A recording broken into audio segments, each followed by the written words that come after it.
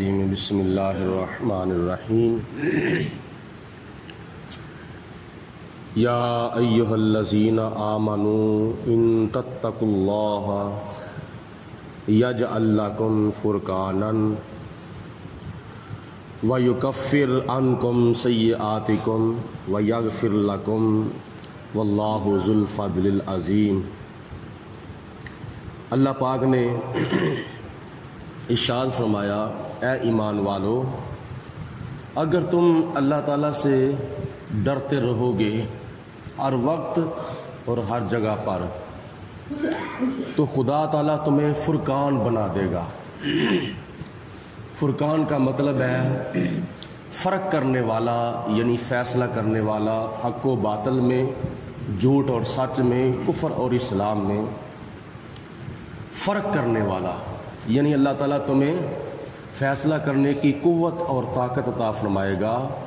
اگر تم ہر وقت ہر جگہ پہ اللہ تعالیٰ سے ڈرتے رہو گے۔ دوسرے نمبر پر اللہ تعالیٰ انعام یہ عطا فرمائے گا وَيُكَفِّرْ عَنْكُمْ سَيِّئَاتِكُمْ، تمہارے صغیرہ گناہ جو ہیں اللہ تعالیٰ وہ بھی مٹا دے گا، وہ بھی ختم کر دے گا۔ اور تیسرا انعام اللہ یہ دے گا وَيَغْفِرْ لَكُمْ، اور قیامت کے دن خدا تمہاری بخشش فرما دے گا۔ اس آیت مبارکہ میں یہ تین انعام اللہ تعالیٰ نے ان لوگوں کے لیے رکھے ہیں جو لوگ ہر وقت اور ہر جگہ پہ اللہ تعالیٰ سے ڈرتے رہتے ہیں۔ اور اللہ تعالیٰ کا خوف کرنا اللہ کا ہمارے اوپر ایک حق ہے۔ واللہ ذو الفضل العظیم، اور اللہ تعالیٰ بڑے فضل کرنے والا ہے۔ وَإِذْ يَمْكُرُ بِكَ الَّذِينَ كَفَرُوا، اور اس وقت کو یاد کرو اے میرے حبیب علیہ الصلوۃ والسلام جب یہ کافر لوگ آپ کے خلاف سازشیں کر رہے تھے، یعنی ہجرت مدینہ سے پہلے مکے کے لوگ جو تھے وہ نبی پاک علیہ الصلوۃ والسلام کے خلاف منصوبے بناتے تھے کہ کیا کیا جائے، یہ تو بڑھتا چڑھتا جا رہا ہے، یہ تو کسی پتھر کو بھی دیکھتا ہے تو وہ بھی کلمہ پڑھ جاتا ہے، کسی درخت کے پاس حاضر کسی درخت کے پاس آتا ہے تو وہ بھی اس کے اوپر درود و سلام پڑھتا ہے، گونگے بولتے ہیں، جانور اس کے قدموں میں سجدہ کرتے ہیں، تو یہ تو بڑا کام خراب ہے، ہمارے کفر کا تو بیڑا غرق ہو جائے گا۔ تو نبی پاک علیہ الصلوۃ والسلام کے خلاف انہوں نے دار الندوہ کے اندر، یعنی کمیٹی گھر کے اندر انہوں نے ایک مجلس مشاورت منعقد کی، کسی نے کوئی مشورہ دیا، کسی نے کوئی مشورہ دیا، تو اللہ فرماتا ہے اے میرے حبیب علیہ السلام اس وقت کو یاد کرو جب یہ کافر لوگ مکے کے مشرک آپ کے خلاف سازشیں کرتے تھے۔ کسی نے مشورہ یہ دیا لِيُثْبِتُوكَ، اس کو قید کر دو، ایک کمرے کے اندر بند کر دو۔ کسی نے مشورہ دیا او يَقْتُلُوكَ، اے میرے حبیب علیہ الصلوۃ والسلام کہ آپ کو قتل کر دیا جائے۔ اور کسی نے مشورہ دیا او يُخْرِجُوكَ، اے میرے حبیب علیہ السلام آپ کو اس شہر سے شہر بدر کر دیا جائے، جلا وطن کر دیا جائے۔ کسی نے کوئی مشورہ دیا، کسی نے کہا قید کر دو، کسی نے کہا قتل کر دو، کسی نے کہا اس کو جلا وطن کر دو۔ وَيَمْكُرُونَ، اور وہ اپنی خفیہ تدبیریں، یعنی اپنی پلاننگ اور اپنے منصوبے بنا رہے تھے۔ وَيَمْكُرُ اللَّهُ، اور اللہ تعالیٰ بھی اپنی خفیہ تدبیر فرما رہا تھا، یعنی ان کے منصوبوں کو اور ان کی تدبیروں کو ناکام کیسے کرنا ہے، یہ اللہ تعالیٰ کی ذات بابرکات نے بھی خفیہ تدبیر بنائی۔ واللہ خیر الماکرین، اور اللہ تعالیٰ خفیہ تدبیر بنانے والا بہتر ہے، یعنی کافروں کی تدبیروں کو اور ان کے منصوبوں کو ناکام کرنے والا ہے۔ وَإِذَا تُتْلَى عَلَيْهِمْ آيَاتُنَا، اور جب ان کے اوپر ہماری آیتیں تلاوت کی جاتی ہیں، یعنی نبی کریم علیہ السلام اور صحابہ کرام جب کافروں کے سامنے قرآن پاک کی آیتیں تلاوت کرتے ہیں، قالو تو وہ کہتے ہیں قد سمعنا ہم نے سن لیا ہے اس طرح کا کلام، لو نشاء اگر ہم چاہتے لقلنا مثل ھذا تو ہم بھی اس کلام جیسا کوئی کلام بنا سکتے تھے اور بنا کر ان کو سنا سکتے تھے۔ ان ھذا الا اساطیر الاولین، یہ جو قرآن پاک پڑھتے ہیں یہ تو ان کا اپنا من گڑت کلام ہے، ایسی باتیں اور ایسا کلام جو ہے یہ تو گزری ہوئی قوموں کے قصے اور کہانیاں ہیں۔ اصل میں یہ آیت مبارکہ مکہ شریف کا ایک قبیلہ تھا بنو عبد الدار، اس کا ایک شخص تھا نضر بن حارث، وہ آؤٹ آف کنٹری یا آؤٹ آف سٹی کبھی تجارت کے لیے جاتا تھا تو وہاں سے کیسر و کسریٰ کے قصے اور واقعات والی کہانیاں لے آتا تھا کتابوں کی شکل میں اور آ کر پڑھتا تھا، تو ادھر سے نبی پاک علیہ الصلوۃ والسلام سے کلام سنتا تو کہتا یہ تو کیا نام ہے پہلی قوموں کی قصے اور کہانیاں ہیں، اپنا من گڑت کلام ہے، اگر ہم چاہیں تو اس طرح کا کلام ہم بھی بنا سکتے ہیں، لیکن قیامت آ سکتی ہے، ان کا دعویٰ ہے لیکن دلیل نہیں پیش کر سکتے۔ مطلب یہ ہے کہ قرآن پاک کی مثل کوئی صورت بھی وہ نہیں بنا سکتے، یہ قرآن پاک کا اعجاز ہے اور یہ قرآن پاک کا معجزہ ہے۔ اللہ تعالیٰ آگے ارشاد فرماتا ہے ان کی کرتوتیں مکے کے کافروں کی، مزید فرماتا ہے وائز اور اس وقت کو بھی یاد کرو، قالو جب مکے کے کافروں نے اللہ تعالیٰ کو کہا اللہم اے اللہ ان کان ھذا ھو الحق من عندک، اگر یہ قرآن اور صاحب قرآن یعنی قرآن پاک اور نبی پاک علیہ السلام اگر تیری طرف سے سچے ہیں، یہ قرآن تیرا سچا کلام ہے اور یہ محمد بن عبداللہ اگر تیرے سچے نبی ہیں تو ہم نے اس کو نہیں ماننا، ہم نے قرآن کو نہیں ماننا، ہم نے نبی کو نہیں ماننا۔ فامطر علینا حجارۃ من السماء، اگر تو ہمارے اوپر آسمان سے پتھروں کی بارش بھی نازل کر دے تو ہم نے پھر بھی تیرے نبی کو نہیں ماننا، تیرے کلام کو ہم نے نہیں ماننا، جو تجھ سے ہوتا ہے کر لے، یعنی حتیٰ کہ ہمارے اوپر آسمان سے پتھروں کی بارش بھی تو نازل کرنی ہے تو کر دے، لیکن ہم نے ان دونوں کو نہیں ماننا۔ اویتنا بعذاب علیم، یا کوئی اور عذاب ہمارے اوپر لے آ۔ مکے کے کافروں نے اللہ تعالیٰ کو چیلنج کر دیا تو اللہ تعالیٰ ارشاد فرماتا ہے اے میرے حبیب علیہ الصلوۃ والسلام وما کان اللہ لیعذبہم، میں نے ان کو عذاب نہیں دینا۔ اللہ تعالیٰ نے نبی پاک علیہ السلام کو فرمایا کہ اے میرے محبوب میں نے ان کو عذاب نہیں دینا، اگرچہ انہوں نے مجھے چیلنج کر دیا ہے، میں نے ان کو ابھی عذاب نہیں دینا۔ کیوں؟ اس لیے وَأَنْتَ فِيهِمْ، آپ ان میں رہتے ہیں، آپ کے قدموں کی برکت سے میں نے ان کو عذاب نہیں دینا، ورنہ انہوں نے عذاب حاصل کرنے میں کوئی کسر نہیں چھوڑی۔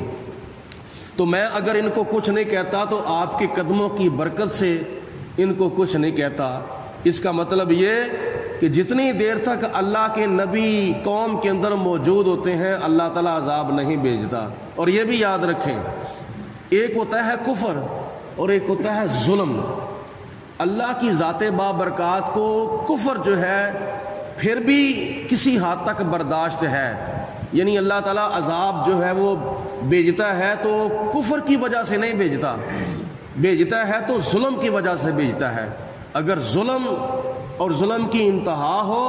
تو پھر خدا تعالیٰ کی طرف سے عذاب آ جاتا ہے، یعنی اللہ کی ذات بابرکات کو ظلم برداشت نہیں ہے۔ وَمَا كَانَ اللَّهُ مُعَذِّبَهُمْ وَهُمْ يَسْتَغْفِرُونَ، اور اللہ تعالیٰ ان کو عذاب نہیں دے گا کیونکہ کچھ وہ لوگ جو مکہ المکرمہ میں رہ چکے تھے ہجرت کے بعد، وہ مکہ شریف کے اندر اللہ تعالیٰ کی بارگاہ میں استغفار کرتے تھے اور ان کے استغفار کرنے کی برکت سے بھی خدا کی ذات بابرکات نے ان کے اوپر ابھی عذاب نہیں بھیجا۔ جب وہ مسلمان جو رہ چکے تھے مکہ شریف کے اندر وہ بھی جب ہجرت کر کے مدینہ شریف چلے گئے تو پھر خدا کی ذات بابرکات نے جنگ بدر کی صورت میں ان کے اوپر عذاب نازل کر دیا۔ قید اور پابند ہونے کی صورت میں اللہ نے ان کے اوپر عذاب نازل کر دیا، اور ان کا مال مسلمانوں کے ہاتھ میں آنے کی صورت میں اللہ نے ان کے اوپر عذاب نازل کر دیا، اور بھی کئی صورتیں تھیں۔ اللہ پاک ارشاد فرماتا ہے ہم اللہ یعذبہم اللہ، اللہ پاک ان کو عذاب کیوں نہیں دے گا، وَهُمْ يَصُدُّونَ عَنِ الْمَسْجِدِ الْحَرَامِ، حالانکہ وہ مسلمانوں کو مسجد حرام سے روکتے ہیں، یعنی خانہ کعبہ کے اندر جانے سے مسلمانوں کو روکتے ہیں، تو اس وجہ سے اللہ ان کو عذاب کیوں نہیں دے گا۔ یہ اللہ تعالیٰ کے گھر سے کسی کو روکنا اللہ کا عذاب حاصل کرنے کا ذریعہ اور سبب ہے۔ تو مکے کے کافروں نے نبی پاک علیہ السلام اور صحابہ کرام کو صلح حدیبیہ کے موقع پر مکہ المکرمہ کے اندر آنے سے، خانہ کعبے کا طواف کرنے سے، عمرہ کرنے سے روکا، تو اللہ کی ذات بابرکات نے ان کے اوپر پھر مختلف صورتوں میں عذاب نازل کر دیا۔ وَمَا كَانُوا أَوْلِيَاءَ، اور وہ اس کے اہل نہیں ہیں کہ وہ مکہ شریف کے اندر حرم شریف کے متولی بن کر رہیں، یعنی مسجد حرام اور خانہ کعبہ کے وہ متولی ہونے کے حقدار نہیں ہیں۔ اس کے حقدار اگر ہیں تو ان اولیاءہ الا المتقون، جو متقی پرہیزگار جو اللہ تعالیٰ سے ڈرتے ہیں وہ خانہ کعبہ مسجد حرام کے متولی ہونے کے حقدار ہیں۔ وَلَٰكِنَّ أَكْثَرَهُمْ لَا يَعْلَمُونَ، اور لیکن ان میں اکثر کافر ایسے ہیں کہ جو جانتے ہی نہیں ہیں۔ وَمَا كَانَ صَلَاتُهُمْ عِندَ الْبَيْتِ، اور ان کی نماز جو ہے وہ یہ نماز نہیں تھی إِلَّا مُقَاءً وَتَصْدِيًّا، سوائے اس کے کہ وہ مسجد حرام کے پاس سیٹیاں بچاتے تھے اور تالیاں بچاتے تھے۔ تفسیروں میں آتا ہے کہ بعض کافر ایسے تھے کہ جو خانہ کعبے کا ننگے ہو کر طواف کرتے تھے، اس قدر وہ خانہ کعبے کے اندر بے حیائی اور فحاشی کرتے تھے، اور جب نبی پاک علیہ الصلوۃ والسلام صحابہ کرام کو نماز پڑھاتے تھے تو وہ کافر لوگ سیٹیاں مارتے تھے اور تالیاں بجاتے تھے، یعنی نبی پاک علیہ السلام اور صحابہ کرام کی نماز کے اندر دخل پیدا کرنے کے لیے۔ تو اللہ پاک کی ذات بابرکات نے فرمایا یہ ان کا کام ہے۔ فذوقوا العذاب، اب تم اس عذاب کا ذائقہ چکھو، بما کنتم تکفرون، جو کفر تم کیا کرتے تھے، اپنے کفر کے سبب اپنے اس عذاب کا مزہ چکھو۔ ان الذین کفروا ينفقون اموالهم، بے شک جو لوگ کافر ہوئے ہیں وہ اپنا مال خرچ کرتے ہیں، اپنی دولت خرچ کرتے ہیں کافر لوگ، کس لیے؟ لیصدوا عن سبیل اللہ، تاکہ لوگوں کو اللہ کی راہ سے روکا جائے۔ کافر لوگ جو ہیں وہ اپنا مال اس لیے خرچ کرتے ہیں کہ مسلمانوں کو اللہ تعالیٰ کی راہ سے روکا جائے۔ فَسَيُنْفِقُونَهَا، اور اس کے علاوہ وہ اور بھی مال خرچ کریں گے، ان قریب زیادہ سے زیادہ مال خرچے کریں گے